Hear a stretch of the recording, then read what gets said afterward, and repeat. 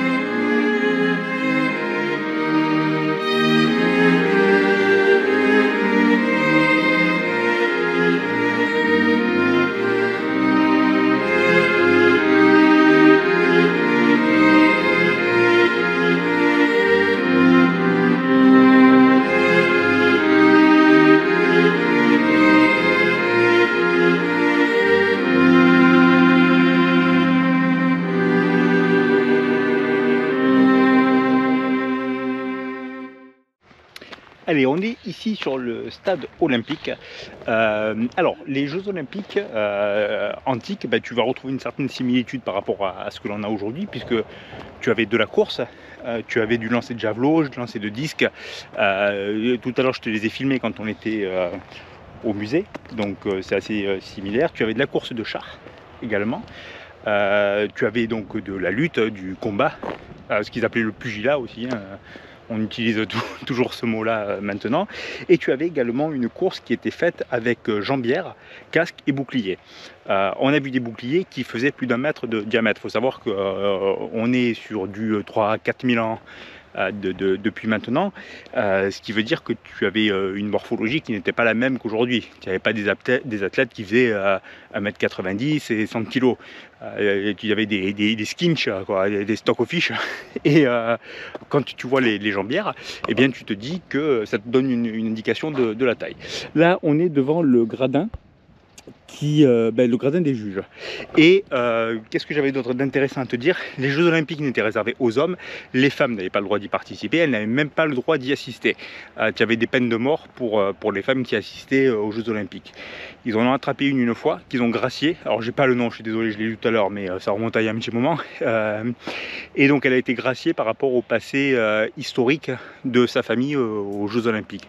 Il faut savoir que c'était tous les 4 ans, comme maintenant, que ça venait de toute l'Europe. Ça, on en a parlé sur une précédente séquence. Je crois de mémoire, quand on est à Épidore, je te disais que ça venait effectivement de toute l'Europe.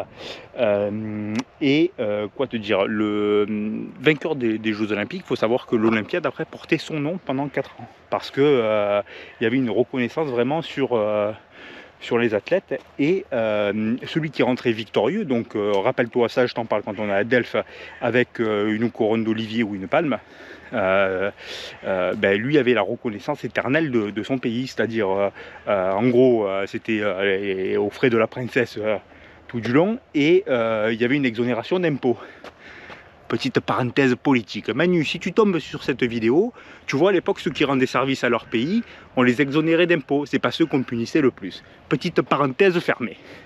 Voilà, écoute, moi c'est la 3e fois que je viens ici et c'est toujours une immense émotion que de te dire qu'on est sur un site qui a vu des gens se battre, qui a vu des gens mourir, qui a vu des gens se dépasser.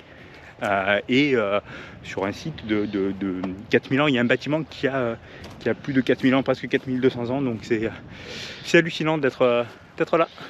Bon, on va te relaisser les séquences maintenant musiques, hein, pour pas trop que tu te lasses, parce que je pense que sur les 20 vidéos d'avant, j'étais peut-être un peu saoulé.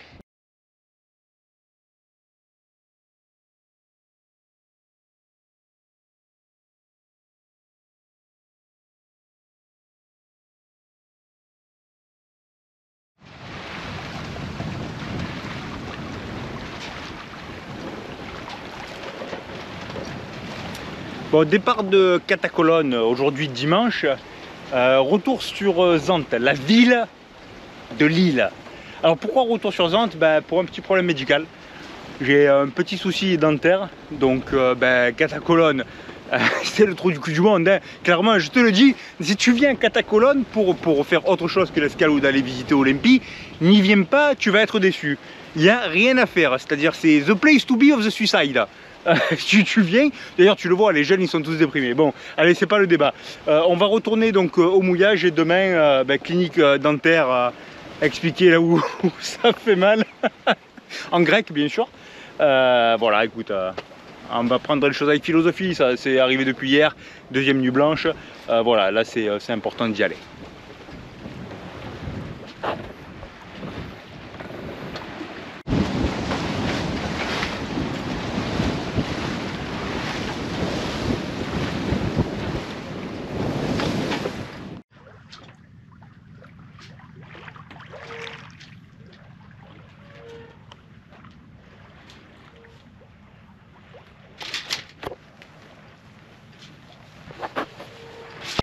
Allez, tu le vois, on navigue ici dans des conditions dantesques avec 4 nœuds de vent.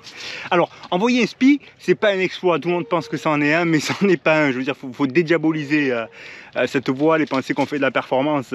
Et quand on navigue sous spi, quand on navigue quand il y a 25 nœuds de vent, je vois ça sur des vidéos, des fois YouTube. Alors, comme tu le sais, je donne pas de conseils, mais à un moment donné, il faut pas arrêter de croire que tout ce qu'on fait en voile est un exploit. Et surtout de se mettre en scène dans des exploits en mettant un peu des petits titres putassiers. Voilà, ça c'est ce que j'avais envie de dire.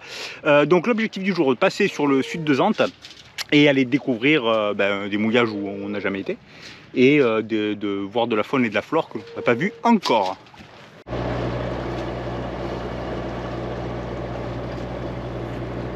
Allez, sud de l'île, dans la réserve naturelle qu'il y a à Zakynthos, donc vraiment le sud, on était à Pierry. Alors c'est une réserve qui est classée, pas le droit de pêcher bien entendu, comme je te l'ai expliqué, il y a des phoques. Alors hier, petit phoque qui a juste pointé le museau. Il faut savoir que les phoques moines, si tu prends toute la Méditerranée et puis que tu vas jusqu'à Madère et la Mauritanie, il en reste 700. Donc on a eu énormément de chance d'en voir un et c'est très touchant, même si ça va très très vite. Alors comme c'est une réserve naturelle, les gens s'en branlent, tu vois, c'est-à-dire que ce matin, un catamaran là, à moteur français que j'ai déjà croisé à plusieurs reprises, qui lui a décidé de pêcher dans la réserve naturelle alors que c'est probablement interdit. Et puis des rejets d'huile, tu sais, de grasse quoi, dans le port, enfin dégueulasse. Et là donc tu as un petit îlot sur lequel les tortues viennent pondre. Et là tu as un défilé de toti, de couillons si tu préfères si tu n'es pas du sud, qui viennent piétiner là où les tortues pondent. Voilà, réserve naturelle. Alors c'est un peu dommage parce que quand tu es dans de la rareté comme ça, il faut la protéger. C'est pas le tout de dire on fait un parc si tu mets pas les moyens derrière. Alors c'est mon petit côté coup de gueule hein, quand même. Chez nous, ça en France, enfin chez vous, hein, parce que c'est plus chez moi, c'est des amendes qui peuvent aller sur des montants très très importants. Il faut voir déjà que tu vas mouiller dans les calanques aujourd'hui. Je crois que si tu n'es pas autorisé, il me semble que ça peut monter à 45 000 € d'amende. Bon, là, si tu pollues, visiblement, c'est que 300. C'est un peu plus cool, les Grecs.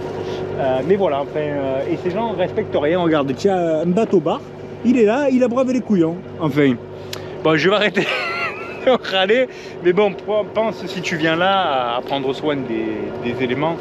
Bon, tu l'entends, moi, je suis au moteur, mais avec parcimonie. Bon, allez, on va continuer, on va remonter un peu Zakynthos.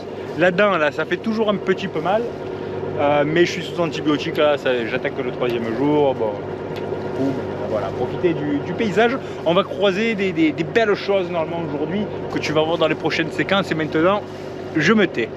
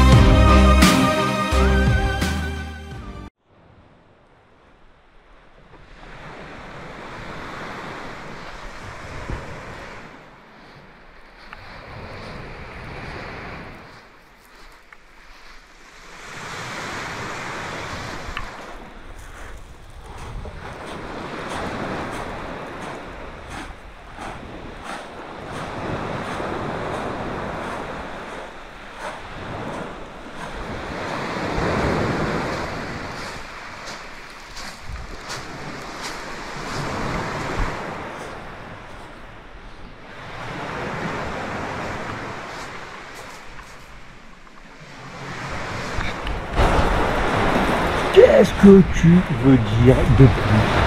Qu'est-ce que tu veux dire? Tu as l'impression d'être seul au monde, dans un endroit où personne n'est jamais venu. Ah, c'est pas le cas, hein, parce qu'il y a des traces de pas comme tu le vois par terre. Mais voilà, là, là, là. C'est une vie de dingue, ça fait.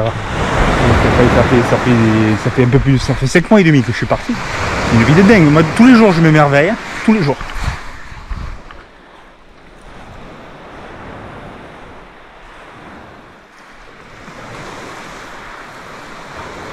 Bon, allez, plutôt que de tchatcher, je vais te faire quelques petites images aériennes que tu vas apprécier dès maintenant.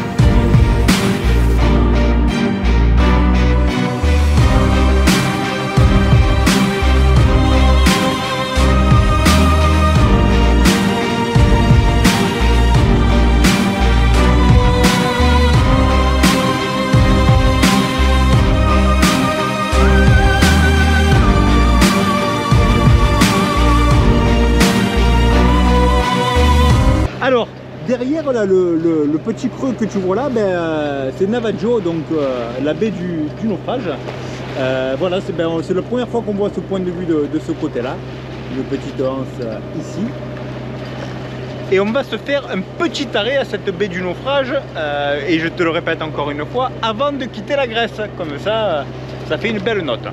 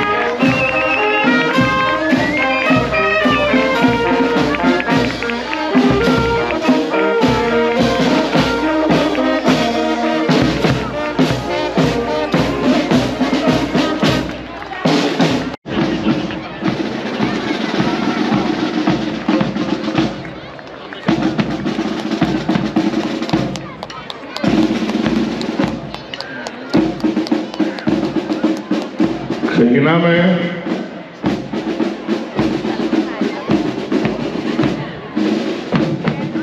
Allez, on est à Argostoli, juste dernière escale parce que j'ai encore ce problème à la dent, donc bon écoute, c'est pas le sujet, le problème à la dent, on s'en fout. Donc là tu l'as vu, c'est la fête du Ochi. Alors Ochi ça veut dire non en grec, c'est pas parce que non j'ai mal à la tête, si tu veux. C'est non parce que, pour te situer dans l'histoire, on est en 1940, donc l'Italie veut se baser en Grèce pour les opérations que tu connais, hein, 1940, ça doit te parler la date. Et donc le peuple grec a dit non. Donc 5 heures après, l'Italie a déclaré la guerre à la Grèce. Et donc ils célèbrent depuis cette période-là le non, le fait d'avoir dit non, qui est l'unité nationale grecque. Et ils en sont fiers, franchement. Tu vois, ça fait plaisir le défilé qu'on a vu, c'était magnifique, tout le monde a son petit drapeau grec, les écoles défilent, les militaires défilent, donc ils sont très fiers. Bon écoute, nous sommes vendredi 28 octobre, on va essayer de ne pas se faire écraser. T'arrêtes pas, hein, si on meurt. Voilà la Grèce, ça c'est des touristes. Donc voilà, donc oui, dernière escale, on modifie un petit peu les plans à cause de ce petit problème dentaire parce que l'idée c'était normalement de monter jusqu'à Assos et de partir de Assos. Donc on se retrouve dans la prochaine séquence pour traverser Grèce-Italie. Italie peut-être continentale et normalement la Sicile. Mais dans le doute, si tu veux, je préfère te donner les deux versions. Allez, le bisou et à la semaine prochaine.